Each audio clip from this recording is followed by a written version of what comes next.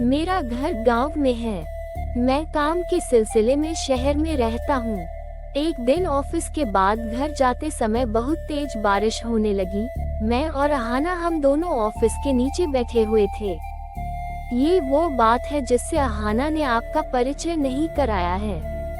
अहाना और मैं ऑफिस में काम करते हैं। मैं ये भी कह सकता हूँ कि अहाना बहुत अच्छी दोस्त है। खैर, असली कहानी पर आते हैं। मेरा घर ऑफिस के बहुत करीब है, इसलिए मैंने अहाना को मेरे घर आने के लिए कहा। मेरे घर में 2 शयन कक्ष हैं। मैं अकेला रहता हूँ। मेरे माता पिता महीने में 1 या 2 बार मुझसे मिलने आते हैं। मेरा घर 3 मंजिल का है। इस बीच अहाना और मैं बारिश से भीग गए थे। मैंने अहाना को एक तौलिया दिया और उससे कहा कि बाथरूम में जाओ और उसका सिर पोंछो। मैंने चाय रखी, कुछ स्नैक्स निकाले। अहाना मेरे घर की सभी चीजों को ध्यान से देखने लगी। फिर उसने मेरी क्यूटनेस की तारीफ की। चाय पीते समय हमने विभिन्न विषयों पर बातें की।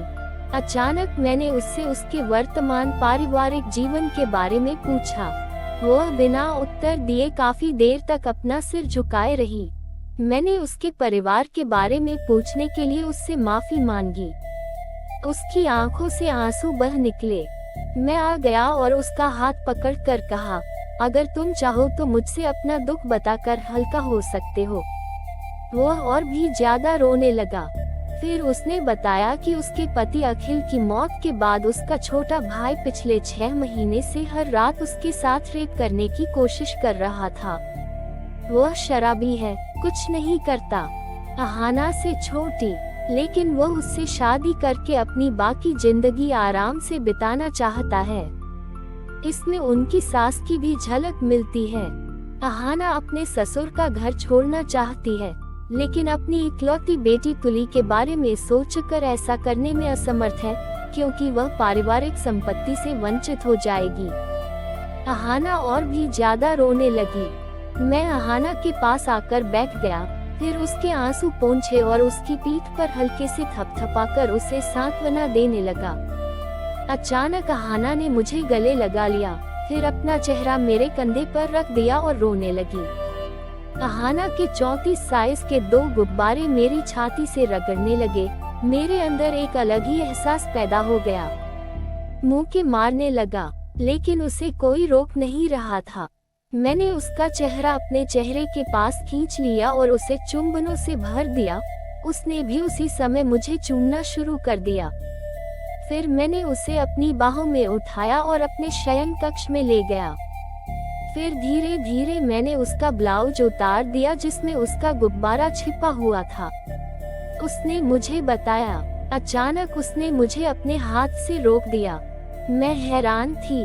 अहाना बिस्तर से उठी और अपने सारे कपड़े उतार दिए। मुझे अपनी आंखों पर विश्वास नहीं हो रहा था। अहाना हमेशा खूबसूरत दिखती थी, लेकिन 32 साल की औरत का इतना खूबसूरत गोरा टाइट गुब्बारा देखकर मेरे अंदर वासना की आग कई गुना बढ़ गई। अहाना पूरी नंगी होकर बिस्तर पर लेट गई और मुझे अपनी छाती पर खींच लिया। मैंने गुब्बारे को अमृत की तरह मुंह में ले लिया और चूसने लगा। मैंने 2 गुब्बारे लिए, फिर मैं धीरे धीरे दोनों पैरों के बीच से नीचे उतरने लगा। अहान की गुफा घने जंगल से भरी है। फिर मैं अपनी जीभ से गुफा के कटे हुए हिस्से को चाटने लगा। अहाना की सांस लेने की गति बढ़ गई। मैंने अपना 6 इंच का डंडा उसकी गुफा में पूरा घुसा दिया। मुझे एहसास हुआ कि उसकी गुफा इन 6 महीनों में बहुत तंग हो गई है। इसके साथ ही उसने मुझे अपनी छाती से लगा लिया। उसके पैर मेरी कमर के चारों ओर सांप की तरह लिपट गए और कस गए। अगर वह मुझे अपने शरीर में समा लेना चाहता था। ओह की आवाजें निकालने लगी। मैंने अपना डंडा गुफा से बाहर निकाला और उसे गुफा में जोर जोर से मारने लगा। फिर मैंने फिर से जोर से मारा। थोड़ी देर बाद वह गले लग गई मैं और कस गया और आराम से लेट गया। मैं समझ गया कि अहाना ने पानी छोड़ दिया है। मैंने जानबूझकर पूछा कि क्या हुआ। अहाना ने मुझे अपने ऊपर से हटने का इशारा किया, लेकिन मेरा पानी अभी निकलना बाकी था।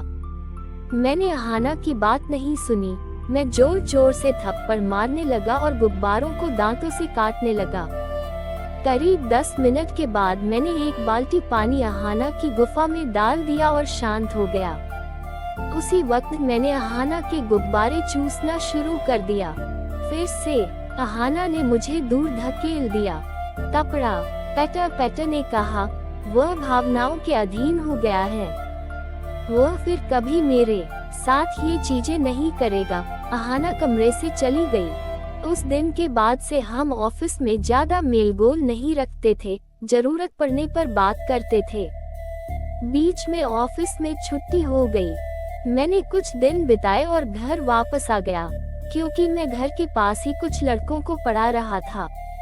लगभग एक ऑफिस की छुट्टी के बाद एक हफ्ता बीत चुका था। रविवार की गर्म दोपहरी में मैं प्रार्थना खत्म करके सो रहा था। अचानक मुझे दरवाजे पर कई बार घंटी बजने की आवाज सुनाई दी। मैं उठा और दरवाजा खोला तो देखा कि अहाना आ गई है। थोड़ा आश्चर्य हुआ। अहाना ने कहा, मैं अंदर आ सकती हूँ? जरूर, चलो चलो। मैं बॉक्स पहने नंगा सो रहा था। अहाना हल्के लाल रंगे बालों के साथ सफेद साड़ी पहनती है। वह बेहद आकर्षक लग रही थी। अहाना मेरे बिस्तर पर आकर बैठ गई। फिर उन्होंने कहा, दरअसल हमारे बीच की दोस्ती, कुछ दिन पहले की एक घटना हमारे बीच इस दूरी के लिए जिम्मेदार है। मुझे उस घटना का बहुत अफसोस है। मैं इसके बारे में अब और बात नहीं करना चाहता, लेकिन मुझे उम्मीद है कि हम फिर से सामान्य दोस्ती में लौट सकते हैं। अहाना ने हैंडबैग मेज पर रखा और अचानक मेरे सामने आ गई। उसने अपनी जीभ मेरे होठों पर रख दी और अचानक मुझे चूमने लगी। मैंने नहीं किया, इसलिए मैं थोड़ा आश्चर्यचकित हुआ। अहाना ने मुझे जबरदस्ती बिस्तर पर खींच लिया, फिर मुझे चूमते हुए बिस्तर पर लौटने लगी।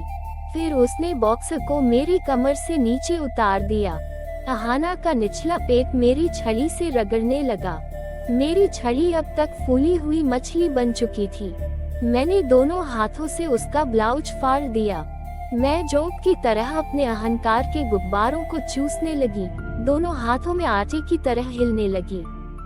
फिर मैंने अहाना के बदन से सारे कपड़े अलग कर दिए।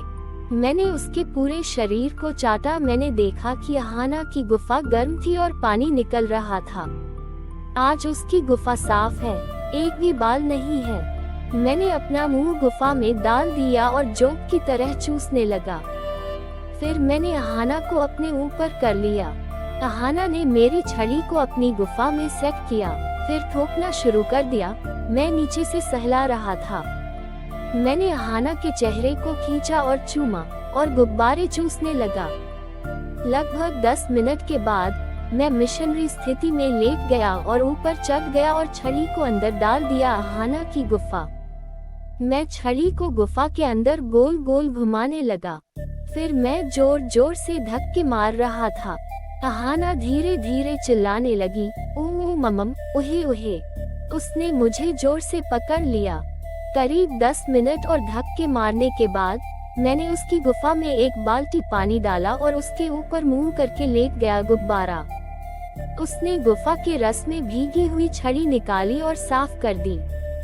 फिर वह मेरे ऊपर चढ़ गया और मेरे मुंह में गुब्बारा डाल दिया और धीरे से मेरे कान में कहा, मैं 6 महीने से उपवास कर रहा हूँ, शराबी ने नहीं किया। मुझे इसका आनंद लेने दो। लेकिन उस दिन तुम्हारे स्पर्श ने मुझे पागल कर दिया था।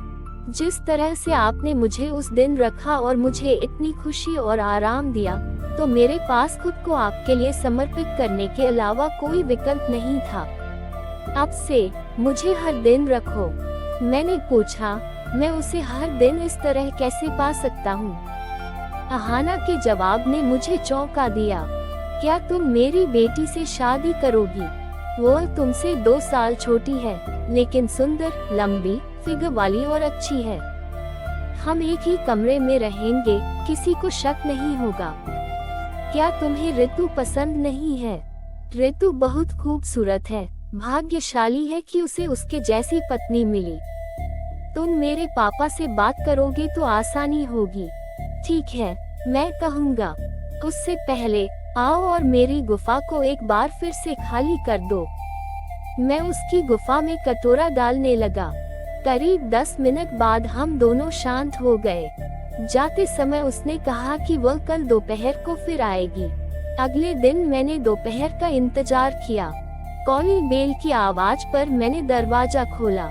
मैंने उसे आज हरे रंग की सलवार कमीज पहने देखा। मैंने दरवाजा बंद कर दिया और उसे जब में पकड़ लिया। मैंने अहाना के गुब्बारे की बूंदों को उसके साथ हिलाना जारी रखा। मैंने अहाना के होठों को काटा और उसे गहराई से चूमना शुरू कर दिया। मेरे पूरे शरीर में वासना उमड़ रही थी। मैंने अपना बॉक्स उतार दिया और बाथरूम में ले गया। लेटकर मैंने अहाना को अपनी पोल पर बिठाया। तुम मुझे मजबूर करते हो। मैं इसलिए आया क्योंकि मैं आऊंगा। मैं जीवन भर तुम्हारी छड़ी से गुफा को भरूंगा। अंदर आओ अहाना, इसे अंदर डालो। आहे उम्म, ओह क्या खुशी है। थप थप थप की आवाज से कमरा भर गया। अहाना मेरी छड़ी पर बैठ गई और अपनी गुफा को फैलाने लगी। मेरे ऊपर झुकते हुए मैंने उसके गुब्बारे को अपने मुंह में जला लिया। मैंने गुब्बारे को चूसकर लाल कर दिया। मैं अहाना की आंखों में संतुष्टि देख सकता था। उसकी वासना भरी गुफा ने मेरे लंड को पूरा निगल लिया। 10 मिनट तक ऐसा करने के बाद मैंने उसे अपने ऊपर से हटाया और फर्श पर लिटा दिया। मैंने बाथरूम का शॉवर पूरी स्पीड से चालू कर दिया। पानी अहाना के चेहरे पर गिरने लगा। मैंने छड़ी पर थूक का ढेर लगाया और उसे तैयार किया। फिर मैंने अहाना को खींचकर गुफा में स्थापित किया। मैंने एक ही धक्के में सारा अंदर डाल दिया। फिर मैंने साइकिल के हैंडल की तरह गुब्बारों को पीटना शुरू कर दिया। आहे ओहे, आज क्या खा रहे हो तुम? आज मेरी गुफा तोड़ रहे हो। आहे उम्मम, आह मेरा पानी निकलने वाला है। आह ओहे उम्मम, मेरा पानी निकल गया है। अब उठ जाओ। लेकिन मेरा पानी अभी नहीं गिरा है, इसलिए तुम्हें कुछ देर सहन करना पड़ेगा। आज मैं तुम्हारी गुफा में आग लगा दूंगा। रुको रुको रुको, ज्यादा गरम मत हो। आज मैं तेरे पेट में बच्चा पैदा कर दूंगा। आह उम्मम, मुझे दर्द हो रहा है, अब उठ जाओ। थप थप थप, आह आह। लगभग 15 मिनट बिताने के बाद मैंने अहाना की गुफा में शहद का ढेर फेंक दिया और गुब्बारों पर अपना चेहरा ढक लिया। अहाना मेरी पीठ थपथपाने लगी। उसने कान में कहा कि वह जल्द ही अहाना की बेटी से मेरी शादी कर देगी। अब अहाना की बेटी से शादी करके मैं माँ और बेटी दोनों को खुश कर रहा हूँ।